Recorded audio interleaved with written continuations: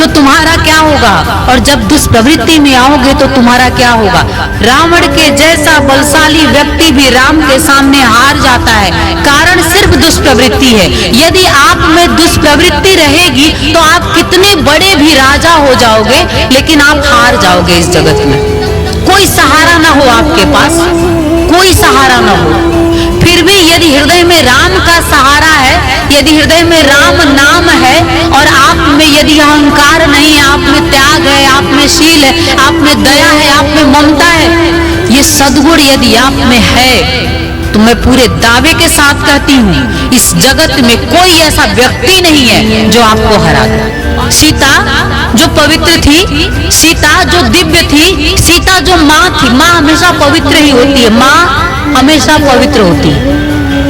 उस माँ में भी दुर्गुण देखने वाले ने देख लिया, लेकिन उस दुर्गुण देखने वाले को कौन जानता है।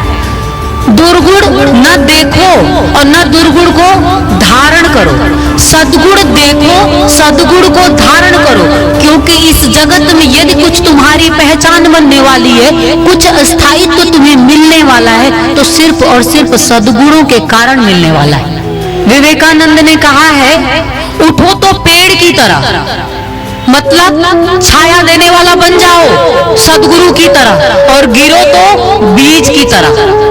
क्योंकि बीज जब धरती में गिरता है ना, तो फिर फूटता है और एक नए पौधे को जन्म दे देता है। इसको गुरु कहते हैं, इसको गुरु कहते हैं। कि जब वो विराटता में आता है तो आपका पालन पोषण करता है वृक्ष की तरह अपने छाया में रख करके, और जब वो आपके लिए गिरता भी है कहीं, तो वहां भी आपका वो उद्धार करता है, बीज की तरह आपका रोपण करता है और नए पौधे को अंकुरित करके आप में ही जन्म देता है। मेरा जन्म है मेरे सद्गुरु से, न राम के इतना है और न रावण के इतना है।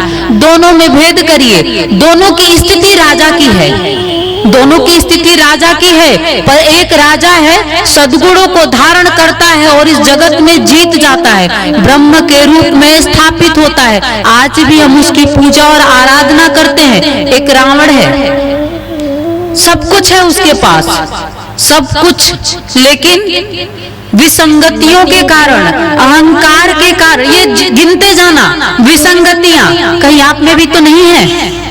अहंकार रावण का कहीं आप में भी तो नहीं है। धृष्टता रावण की, किसी की स्त्री को छीन लेना, ये धृष्टता है रावण की, कहीं आप में भी तो नहीं है। सबको गुलाम बनाने की इच्छा कहीं आप में भी तो नहीं है। ये सब दुर्गुण रावण में थे। वो सोचता था कि मैं इस किससे शक्ति किससे पाया। हमेशा राक्षसी प्रवृत्तियों की ओर जरा ध्यान देना।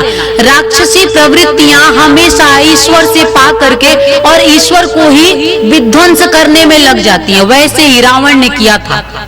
रावण क्या कर रहा था, अनन्य भक्त था वो, और भक्ति करते करते, भक्ति जब करते हो तो शक्ति मिलती है, लेकिन भक्ति करते करते कितना भी बड़ा कोई भक्त रहा हो इस जगत में, लेकिन भक्ति के बाद जो ही आपके अंदर अहंकार का प्रवेश होता है, भक्ति के बाद जो ही आप में इस पूरे संसार को अपने चरणों में झुकाने की बात आती है, ऐसी मन में ये प्रवृत्ति जो ही आप पे हावी होती है, आप याद रखना धीरे धीरे आप विनाश की ओर बढ़ते हो। मनुष्य हो, आपका विनाश नहीं होना चाहिए, आपका सृजन होना चाहिए। पूरा इतिहास जो हमारा लिखा हुआ है प्रभु के द्वारा, जो कहते हैं ना, श्री राम ने खेल किया, भगवान कृष्ण ने खेल किया, बुद्ध और महावीर ने खेल किया। ये सब खेल किस लिए, क्या कारण है, क्या पड़ी थी प्रभु को खेल करने की, पर क्यों किया? किया तो सिर्फ इसलिए कि हम जीवों को संदेश देने के लिए कि देखो, जब सद प्रवृत्ति में रहोगे तो तुम्हारा क्या होगा, और जब दुष्प्रवृत्ति में आओगे तो तुम्हारा क्या होगा। रावण के जैसा बलशाली व्यक्ति भी राम के सामने हार जाता है, कारण सिर्फ दुष्प्रवृत्ति है। यदि आप में दुष्प्रवृत्ति रहेगी तो आप कितने बड़े भी राजा हो जाओगे, लेकिन आप हार जाओगे इस जगत में। कोई सहारा ना हो आपके पास, कोई सहारा ना हो। फिर भी यदि हृदय में राम का सहारा है, यदि हृदय में राम नाम है, और आप में यदि अहंकार नहीं है, आप में त्याग है, आप में शील है, आप में दया है, आप में ममता है, ये सद्गुण यदि आप में है, तो मैं पूरे दावे के साथ कहती हूँ, इस जगत में कोई ऐसा व्यक्ति नहीं है जो आपको हरा दे, और आप सिर्फ जीतना चाहते हैं। आइए कुछ विचार करिए, कुछ चिंतन करिए, जीवन दर्शन की ओर चलिए। मनुष्य जन्म ले करके और सिर्फ मर जाना, इसके लिए जन्म नहीं हुआ है आपका। देखिए, जन्म हुआ है, जीते जीते मरना तो है। जैसा करोगे वही छोड़ करके पीछे जाओगे। हम सब वही छोड़ करके जाने वाले हैं, तो क्यों नहीं अभी से जग जाएं? क्यों नहीं अभी से सीखना शुरू करें? क्यों नहीं अभी से देखना शुरू करें? एक बात और कहती हूँ, सद्गुण धारण करना जरूरी है। तुम्हारे अंदर कोई सद्गुण देखे या ना देखे, उससे कोई फर्क नहीं पड़ता है। सीता को लोगों ने बहुत कुछ कहा, आप जानते हैं। सीता जो पवित्र थी, सीता जो दिव्य थी, सीता जो माँ थी। माँ हमेशा पवित्र ही होती है, माँ हमेशा पवित्र होती है। उस माँ में भी दुर्गुण देखने वाले ने देख लिया, लेकिन उस दुर्गुण देखने वाले को कौन जानता है? दुर्गुण न देखो और न दुर्गुण को धारण करो, सद्गुण देखो, सद्गुण को धारण करो। क्योंकि इस जगत में यदि कुछ तुम्हारी पहचान बनने वाली है, कुछ स्थायित्व तो तुम्हें मिलने वाला है, तो सिर्फ और सिर्फ सद्गुणों के कारण मिलने वाला है। आप लोग बहुत परेशान हो जाते हैं आपको जब कोई कुछ कहता है, क्योंकि हमारा कार्य ऐसा है कि बहुत सारी समस्याओं को लेकर के आप हमारे पास आते हैं।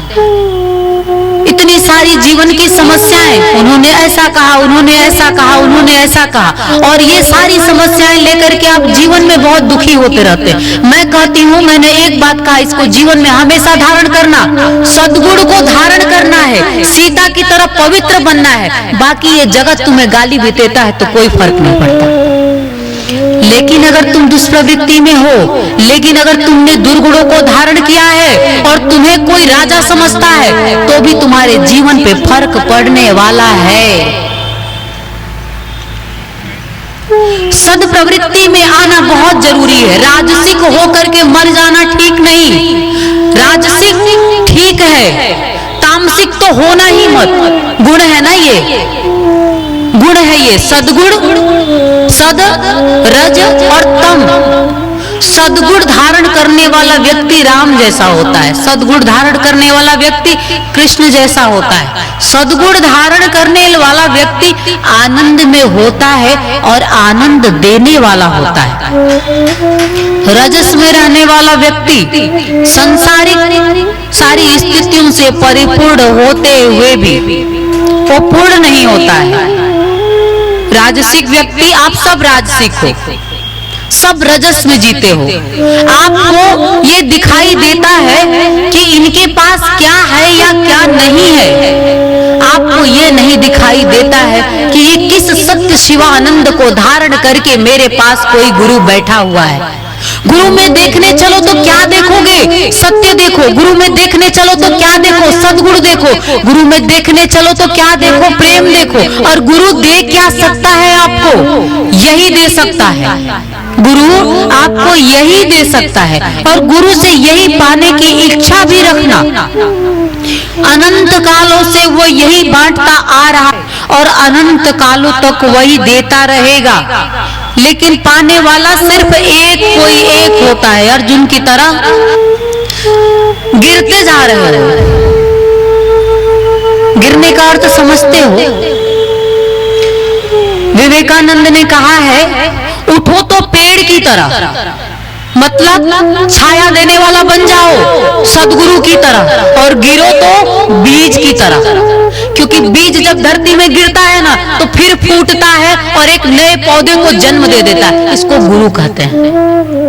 इसको गुरु कहते हैं कि जब वो विराटता में आता है तो आपका पालन पोषण करता है वृक्ष की तरह अपने छाया में रख करके, और जब वो आपके लिए गिरता भी है कहीं, तो वहां भी आपका वो उद्धार करता है, बीज की तरह आपका रोपण करता है और नए पौधे को अंकुरित करके आप में ही जन्म देता है। मेरा जन्म है मेरे सद्गुरु से, मेरा जन्म है मेरे सद्गुरु से।